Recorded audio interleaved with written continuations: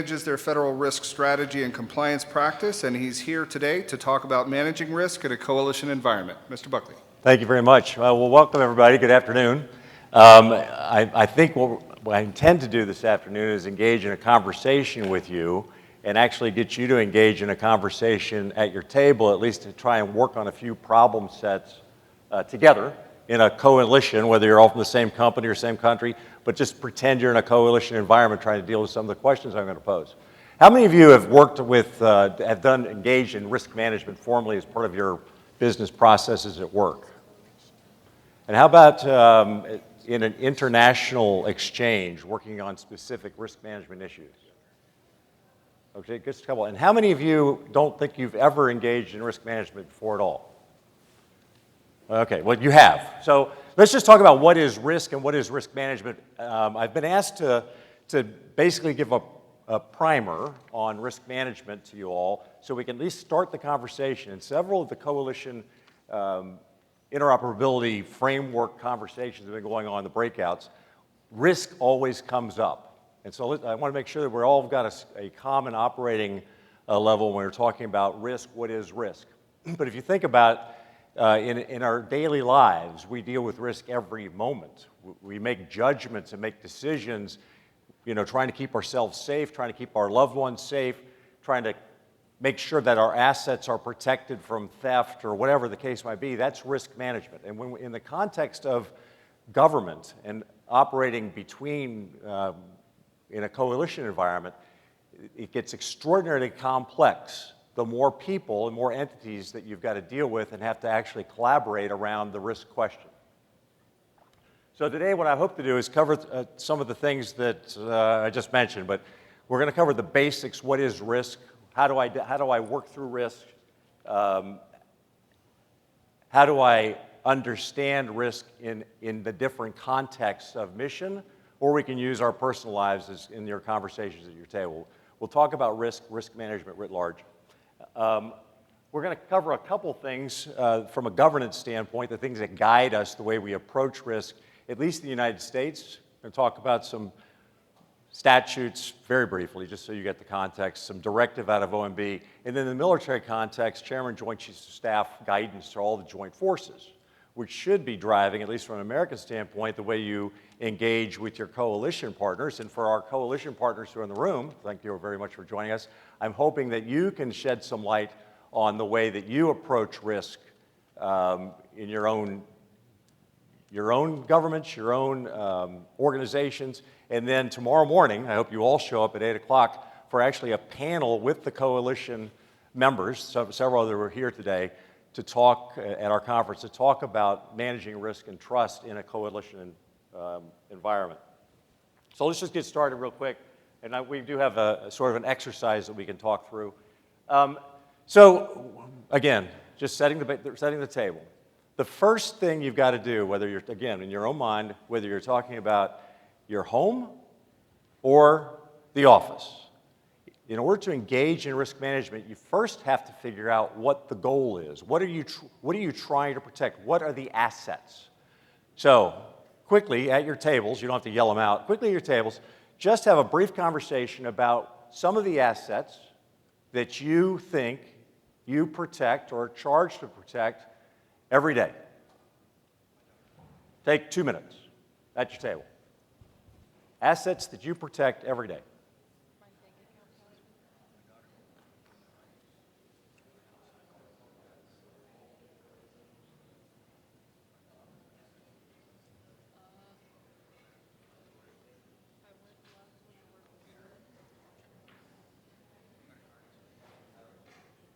Everybody got something in mind?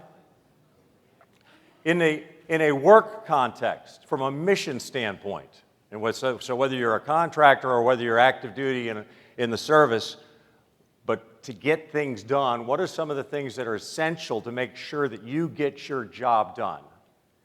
Just think about and now discuss a couple of those things in a work context. I want you to just get into the practice of identifying assets. You couldn't perform your job at work if you didn't have X, Y, and Z. Everybody got things in mind?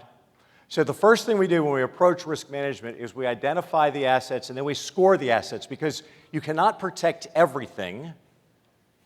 Certainly you can't protect everything at the same level, give everything the same investment that is necessary for protection. So in your own personal lives, if you ranked your assets, you said my most important asset at home is, okay, right, your spouse. Got to be the answer, right? And the second most important thing are my children.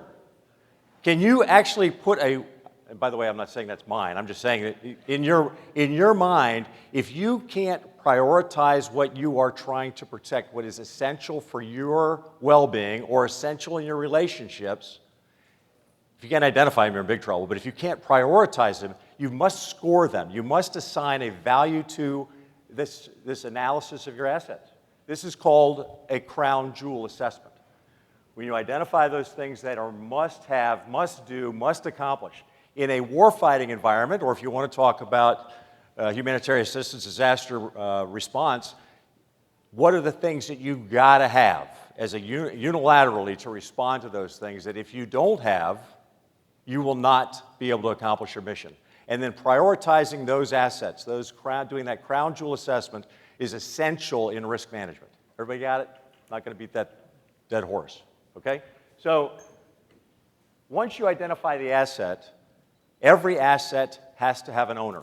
There has to be a leader responsible for protecting that asset. It can't be a group of people. There's got to be a senior person that's responsible for identifying the asset and making decisions about to what extent we're going to engage the protection of that asset. But before we can understand what we need to protect the asset or that capability, we've got to go through an analysis, and this is how we identify and define risk. We go through an analysis of identifying the threats, categorizing and ranking the vulnerability, and determining the consequence of the things that we're going to do to protect the asset or things that impact our ability to have that asset available to us. Okay, now, back to your tables. In your own personal experience, whether it's your family or whether it was your work situation, when you identified, and just deal with one, don't try and do 2 or 3 in your brain, unless you're going to write them down, but identify that one asset, and now think about 3 or 4 things that are threats to that asset. And I'm going to ask you, a couple of you, to actually name a few of those threats. So first, get your asset back in your brain. This is the one I'm talking about. What are some threats to that asset?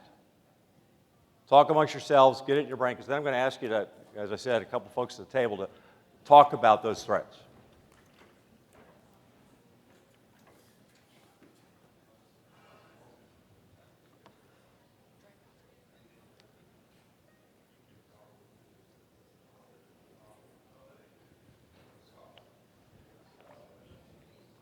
Oh, good.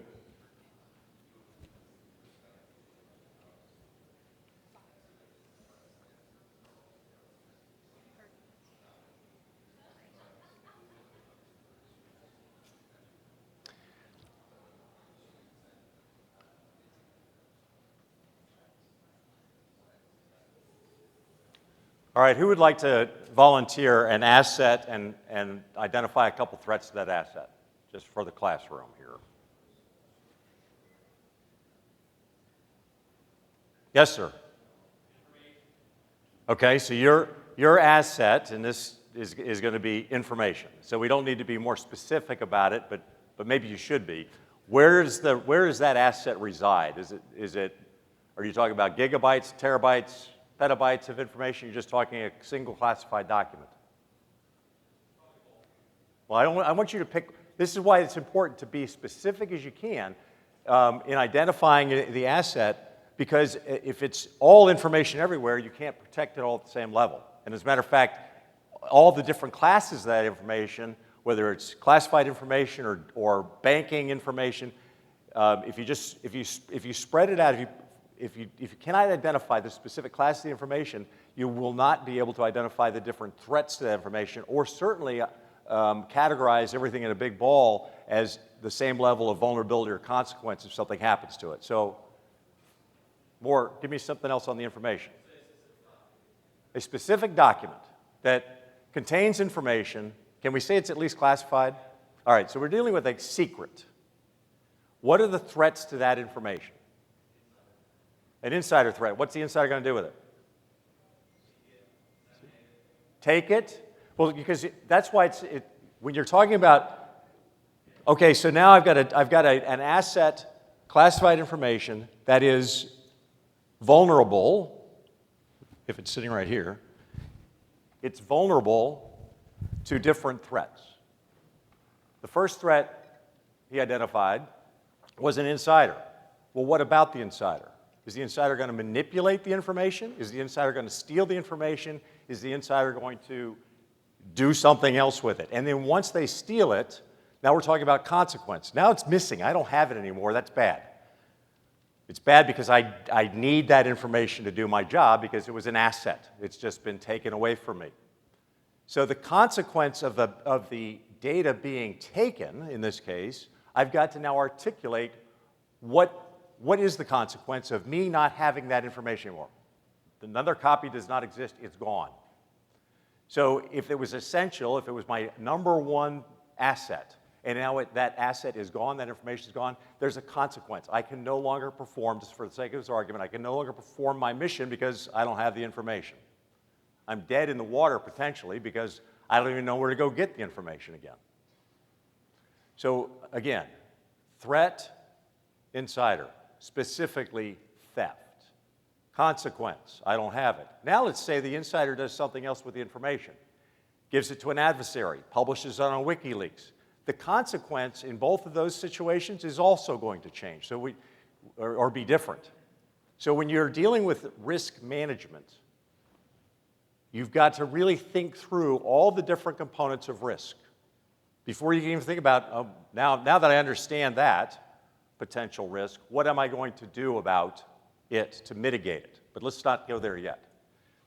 Let's think about he left, so let's think about a couple other, oh, you're back. A couple other threats to this information. Insider steals it.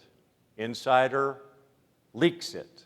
The whole world now has this information. There was a single copy of it, now everybody's got it.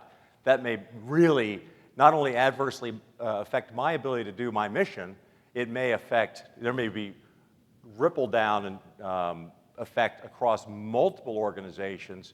Theoretically, in a coalition environment, the loss and then publication of that information to the world, to the adversaries, and just nosy people could have a huge impact, depending on what the information is, an adverse impact on my ability and everyone's ability to do whatever I was going to do with that information in my environment. So again, threat, vulnerability, consequence, all these are variables. And you can see in just a matter of a few minutes, you actually need at least an Excel spreadsheet to start cataloging those threats, because we just mentioned one. What are some other threats to information? Insider, anybody?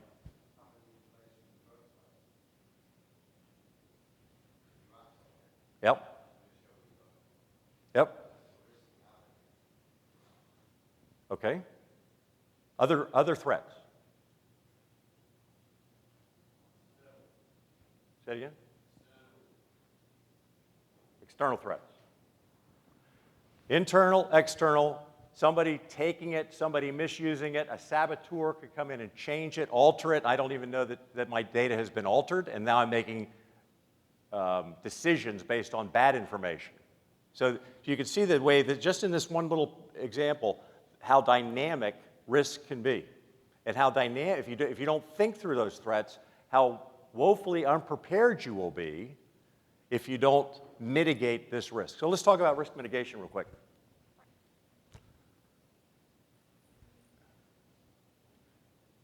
We'll get to this slide in a second. When we do things to control our asset and control the threats around our asset, it's called risk mitigation. So, anybody? If this is my information, I have got one copy of it, what am I going to do to protect it from being taken? Lock it up. I'm going to secure it. In the old days, we had safes, and there were documents in a safe, and you locked it, and you controlled access to the safe with combination that you controlled people, who has the combination. Remember those good old days? We still have it. But data is ubiquitous now. This piece of paper obviously was printed, so it came from probably a computer and then got sent over a network and then got printed. So you think about protecting the information, not longer just the document, where that, from cradle to grave, where this information was created, how it was processed, how it was transmitted, and how it's now being secured in storage. All of those different aspects of the vulnerability around the data, around this asset that I'm trying to protect, all of those have to be cataloged. If you really plan on making an investment to truly protect this information, you better understand where it came from, where it's been, and in what state I'm going to make sure that it's no longer vulnerable. So all of those activities, thinking through that, going off and erasing it off the system, making sure that the network that it was processed on was secure, those are all mitigation steps to lessen the risk around the information. Everybody got that, right? So, this is not very complex, which is why they asked me to make the presentation. That was a joke, sorry. What you got to do, though, is particularly on your key assets, you must catalog and track all of these controls that you're going to put in place so that you can understand if there's any changes in the environment over time, because risk is not static. New threats emerge. And if you're not paying attention and assessing for those new threats, and if you don't properly grade the consequence, you may have something that is something that some people don't even think matters, that is actually critical for the national defense or for the coalition environment to operate with. And if it wasn't properly cataloged and we didn't understand the threats to it, we failed to protect it, and then we lose it. Okay, so that's at a very high level, that's what risk management is. So now let's just talk through some of the other questions you want to ask, and I want you to think about this at your tables too. When you're doing the risk assessment, when you're talking about the threat assessment, you need to actually, and the other way, how do you do this? This isn't just one person sitting in a room. One of the most effective ways of going through this exercise is having a group, a small group, at least a handful, 6, 7 people, of specialists discussing the threats, discussing the asset, agreeing on the ranking of the asset. What I consider to be absolutely paramount of importance to me in a coalition environment, some of the coalition partners may say that's not important at all, because this is the real asset that we need to protect. So those first conversations around looking at your assets, doing the crown jewel assessment in a coalition environment, in the shared risk environment, in a shared responsibility to mitigate the risk, you have to have this transparent conversation. No, you can't have a bunch of stovepipes or people just holding back. Because if the coalition partners don't understand the risk, don't understand the threats, don't understand the importance of the asset, if you don't have those conversations, then you potentially could have somebody making a big mistake, like putting your crown jewel on an unprotected system because they didn't understand the level of protection that asset needs in order for either unilaterally, bilaterally, or in a coalition environment, how essential that asset was to getting the mission accomplished. Make sense? Okay, so in your small group, we just did one example, information. At your tables, have a conversation around one of your assets, just talk this through as a group, and try and come up with at least agreement on these questions. What can happen to the asset? How likely is that to happen? Okay, so how a bomb could go off downtown today. How likely is that going to happen? We don't know the answer to that, right? Hopefully the Honolulu Police Department knows the answer to that. But then if that were to occur, if likelihood is low, but if it were to occur, what would be the consequence? So that's the conversation I want you to have real quick. Possibility, probability, consequence. Think through one of the assets at the table, have the conversation around the threats to it, and then grade that one thing. Score these things 1 through 5. Low probability, 1. High probability, 5. High consequence, 5. Low consequence, 1. And just try and do some simple math around the questions: threat, vulnerability, consequence, okay? Have at it. It's your workshop. Let's hear from a couple folks. Not that table anymore. Unless, Ian, would you want to pipe up? Anybody want to share an example of how you get to what you were talking about, what your score was? If you didn't score it, spend 30 seconds and try and do the math. What's the likelihood? High, low? What's the consequence? High, low? What's the probability? High, low?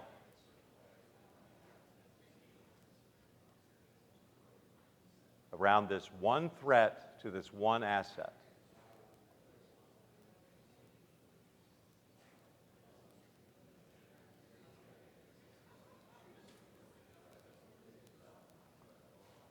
Any progress?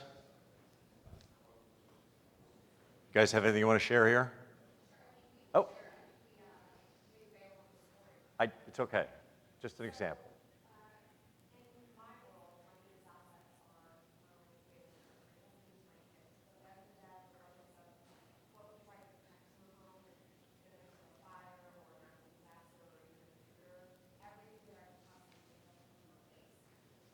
Except.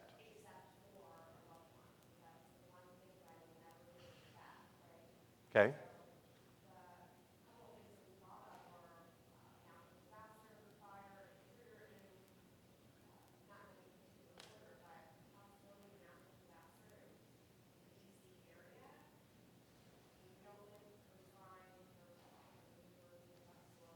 So low. So I just want so the rest of the room can hear it. So we've got we've chosen for our example, our asset is our family, and the first threat that you're dealing with is natural disaster, and you rated low what? Likelihood?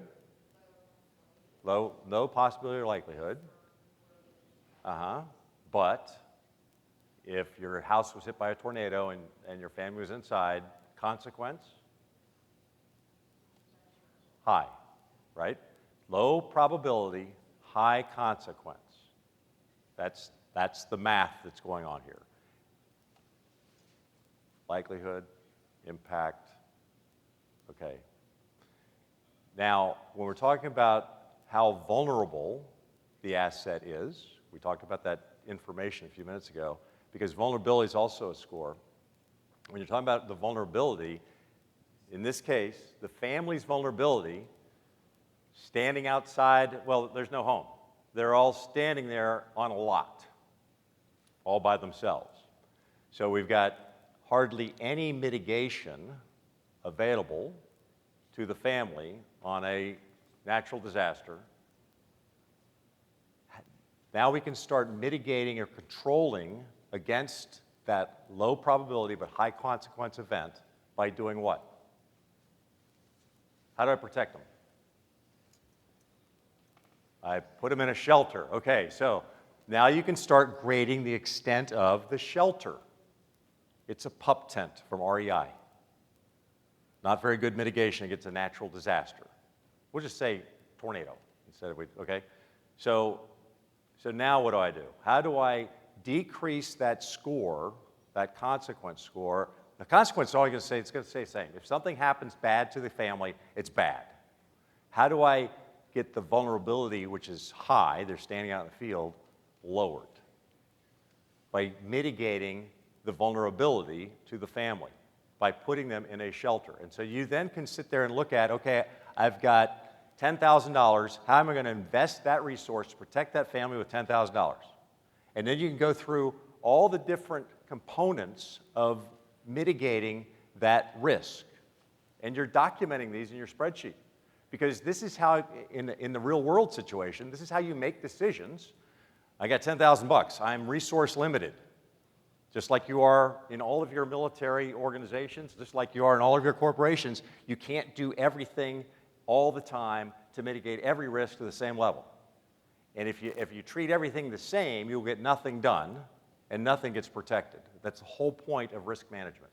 The whole point of this exercise is to figure out what's most important to you. Let's put it in a business context. Let's put it in a military context. If you're a commander in the field, what's your most important, you're an Army commander in the field, sorry, what's your most important asset? If you're an Army commander in the field and you have to prosecute a mission, what's your most important asset? People. If you don't have an Army, you're toast. So that's your most important asset, are the men and women in uniform standing behind you. So the threats to that unit, what are the threats to that unit? This is how it gets really complex really fast. What are the threats? The enemy, armed conflict. What's another threat? Say again? Thank you. Disease, which is why we have doctors right, in our military units. If everybody gets cholera, my asset just went straight down the toilet, literally. Right? I have no asset. So I've got to think through those threats to this asset. If I'm a naval commander, what's my most important asset? It's the same. You can have a ship, but if you don't have people on the ship, it's not going to do much for you. You've got, so in a responding to an event or engaging an enemy, this is a military conference, you've got to take care of your people, and you've got to constantly think, if you're the commander, what are the threats against my people, and what am I doing to mitigate that threat? How do I lower the vulnerability of my workforce? How do I lower the vulnerability to my weapon system? How do I increase the security around my data, my information? Those are mitigation strategies that are informed by this risk management exercise. Okay? Everybody with me so far? Okay, so this risk management, what can be done? What are the benefits, costs, and risk of each option? What are the impacts of each option on the future options? All of these things go into the analysis to protect your crown jewels and to make sure that you are mission ready on day one or day zero.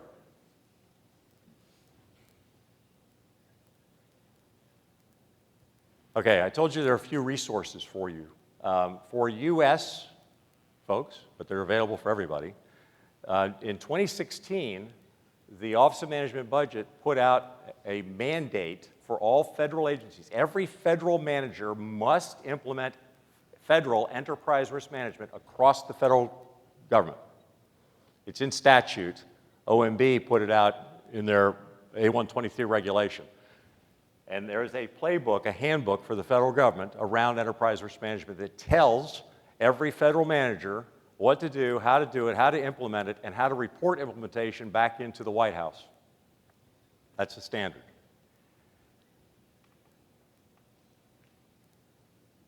And I'm just skipping through some of these slides. We can go back to them if you want to, but I want to switch over to the military context. And I'll share this wheel with you. All these slides will be available to you, and I think I do have a handout if you're interested. But you can see in this OMB enterprise risk management, I'll just cover up a few of these things. Establishing the context, identifying the risk, analyze and evaluate, develop alternatives, respond to risk, monitor and review is the cycle. And then you can see in the federal context, you've got partner organizations, other departments and agencies, industry associations, employee bargaining groups, so the unions, and the extended enterprise. And then around the outside, foreign relations, public acceptance, civil rights and liberties, law regulations, Congress, the economy, intelligence, resources, administrative policy. All of this wheel and this process is all defined and articulated in this handbook. So if you can't sleep at night, you can Google that, and you'll be asleep before you know it. Inside the DoD, that was in the spring of 2016. Inside DoD, the Chairman, Joint Chiefs of Staff, issued a manual. I've actually got a copy of it here. Anybody wants to peruse it or take a look at it.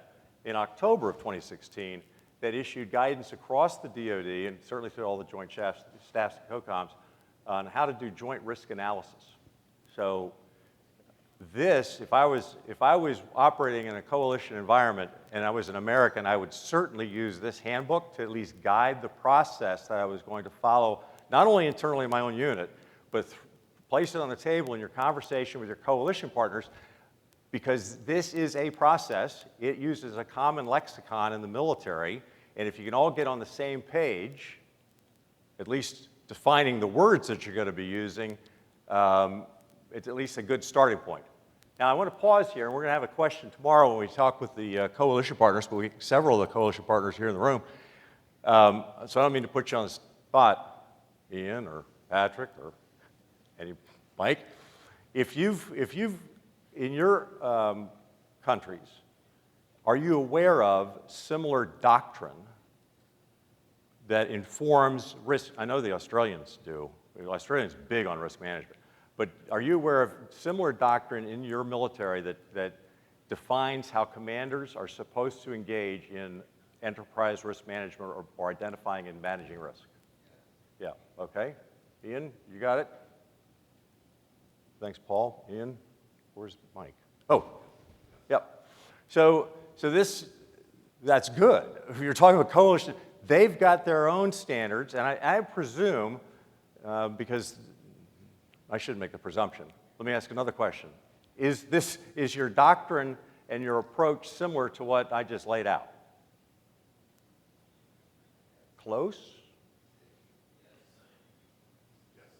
Okay, so at least when you're working in a coalition environment, at least there's a common frame. The words might be a little different, but I would say that you must, and we'll talk about this tomorrow, before you can start managing risk, you at least have to start with a common lexicon of words that you're going to use and of values that you're going to use, how you're going to score the assets.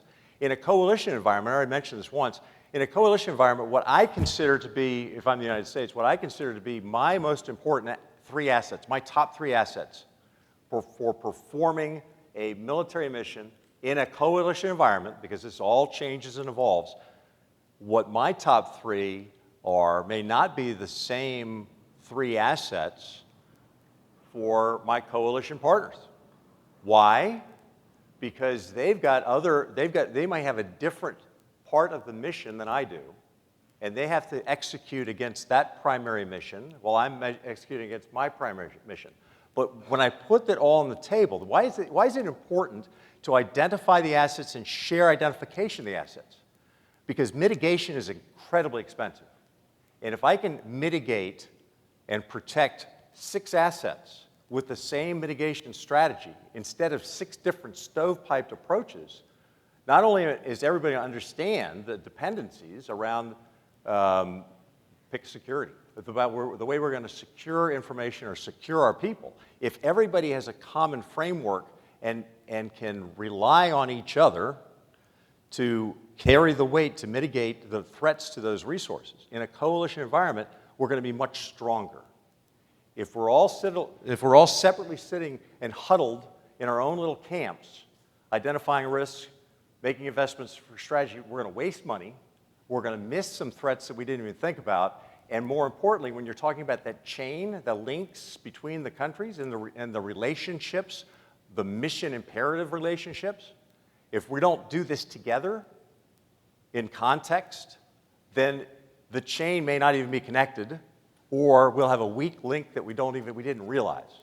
And then if everybody agrees that, okay, country X or unit Y is unable to adequately protect those resources, those critical resources they're responsible for, and we're all depending on them to be protected, maybe we ought to all go in there and help protect that resource. On the other hand, if those 2 countries have got that nailed, there doesn't make any sense for anybody else to be spending resources on protecting that resource, then we can use our money more wisely and back each other up.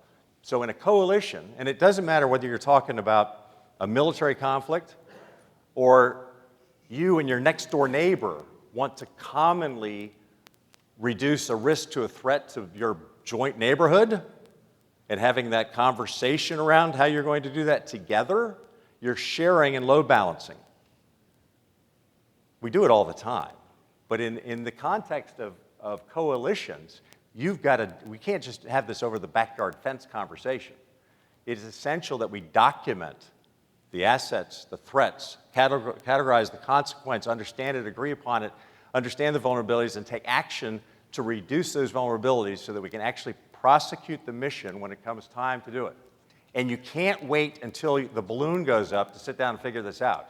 Now is the time in a coalition environment to be working these problems formally between nations, between organizations that are going to be called up together. Does that make sense? Okay.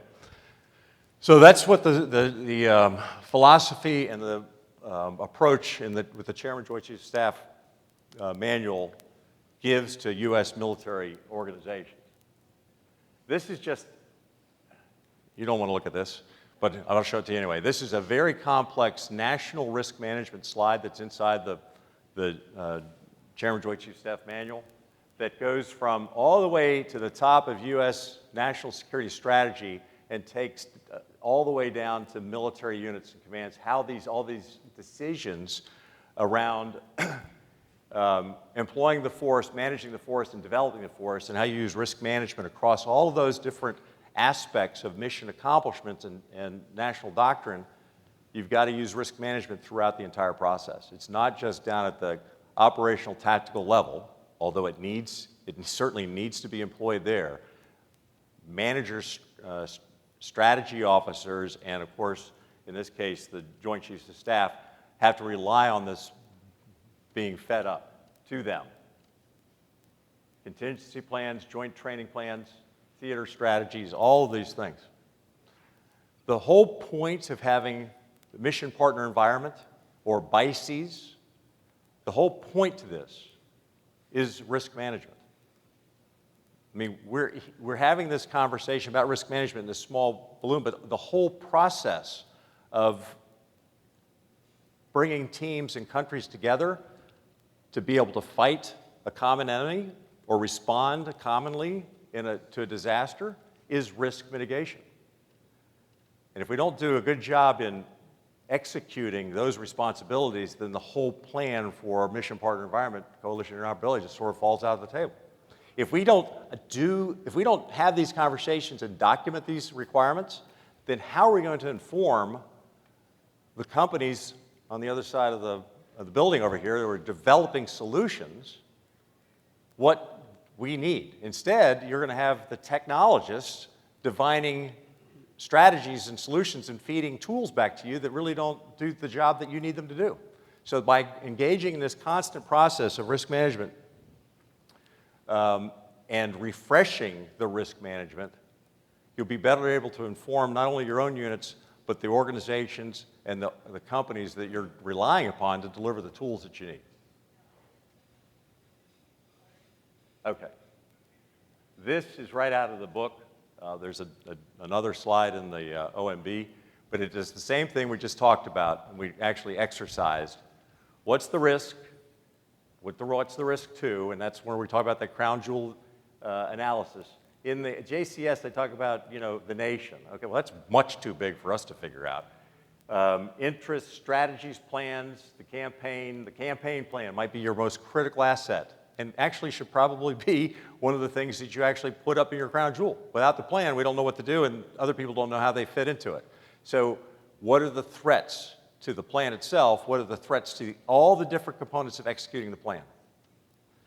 Which is why some of these firms make a lot of, I'll just put it this way, there are very complex tools that are available to help you govern and categorize your risk, your governance of risk catalog. All of that stuff there are automation tools to help you ingest the information and score the information and then constantly refresh and tell you, hey, you better look at this one again, there's been changes.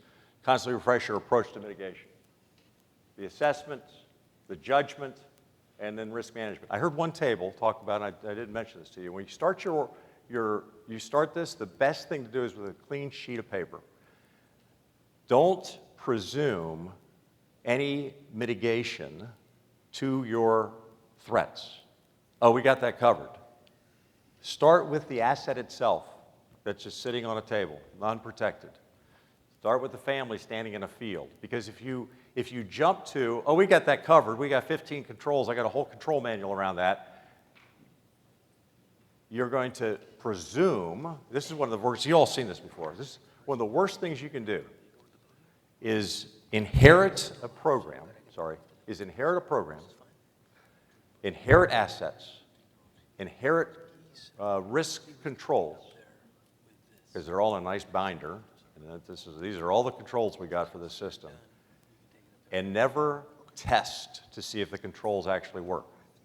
I can't tell you, I was an inspector general and worked in IG offices in several organizations. I can't tell you how many times we went in and looked at system security plans and IT systems. Oh, they were beautiful. The problem is they're all cut and pasted and passed along. And when you actually started testing for the controls, the book says it was there and there's a signature on it that says it's been implemented, the controls were never implemented. So there's nothing worse if you're the commander or the responsible official to have a hollow defense, because it looks good, it sounds good, but actually it's not been implemented. So again, the best practice is to identify the asset, freshly determine the threats, consequences, vulnerabilities, come up with a new strategy for mitigating them, and then, if as appropriate, take the existing controls and make sure they're in place and get rid of the rest of them. Another key thing that I've seen too many times. By engaging this process at least once a year for your high value assets, you're scraping the control barnacles off of your ship. All those controls that every time something bad happens, what happens? New rules come into place, new controls, and nobody strips down the paint, puts on a fresh coat, they just keep painting over. We keep adding more barnacle controls onto our ship, and pretty soon it gets so heavy with controls it sinks. So this process, as outlined at least in the US, calls for managers to strip those controls away notionally. Don't pay attention to what you think you're protecting right now. Pay attention to your threats, because we all know that threats constantly evolve and new ones materialize on the horizon. Something that we didn't think about 5 years ago is all of a sudden on our doorstep today. So in the changing environment of risks and the changing environment of the value of resource goes up and down all the time too, you need to make these judgments on where to make new investments, where to continue investments, and where to save the investment. I'm not doing that anymore. That asset's not as important as it was 5 years ago. I'm taking this money and putting it over here to protect this resource. Okay, that's basically it. We did all this, we did the exercise as we walked along. So that's what I came prepared for. I'm happy to entertain questions. We got about officially 10 minutes left, but yes, sir.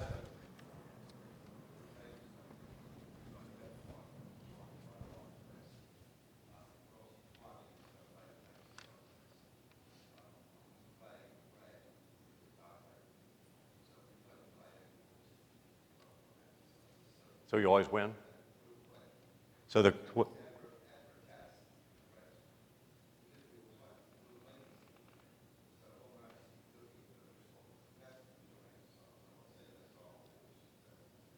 yeah.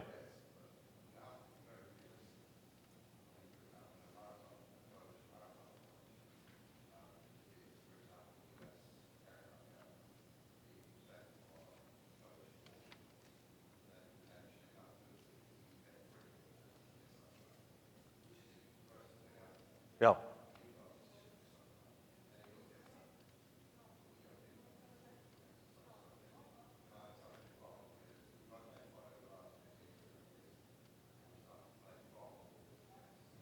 I don't know if you all could hear, but the point was, when you're exercising, you really have got to be realistic as far as vulnerability and consequence is concerned. And you've got to share in a coalition conversation, you've got to be realistic in sharing the bad news.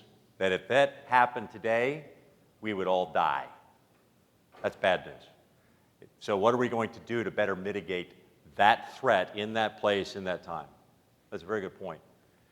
You know, Nilo, you mentioned your family. How many of you lock your doors when you're home? Yeah, not everybody. It surprises me. Leave your door unlocked when you're not home, because the most important asset is you inside your house. That's why you got locks on it, not to protect it when you're gone, unless you're scrapping for a fight. Lock yourself in your house. How many of you set the alarm when you're in your house? Yeah. Set your alarm and lock your doors when you're inside. You're the most important thing that's in the house. Like I said, leave it unlocked if you want to when you're gone. Don't turn the alarm on when you're I don't care about that. But the whole thing about locks and alarms is to protect the human being. You might be thinking, oh, my China. No, forget your China. Protect yourself. Use the assets that you've got to mitigate the threats. Don't ignore the assets that you put in place for other purposes. So anyway, I'm just sort of flipping that over on its head. Sometimes we protect our IT systems against external penetration when we know, all of us in this room know, that the highest consequence threat is, and the most vulnerability is when we've got an insider that's going against us on the inside. Forget the locked doors, there's somebody already inside. Now what do I do? How are you going to mitigate against that? Okay, any other questions, points? I really appreciate your attention. Thanks for coming. And please join us tomorrow morning, 8 o'clock, when we've got the coalition partners up there to talk about making trust determinations and risk management in a coalition environment. Thanks very much.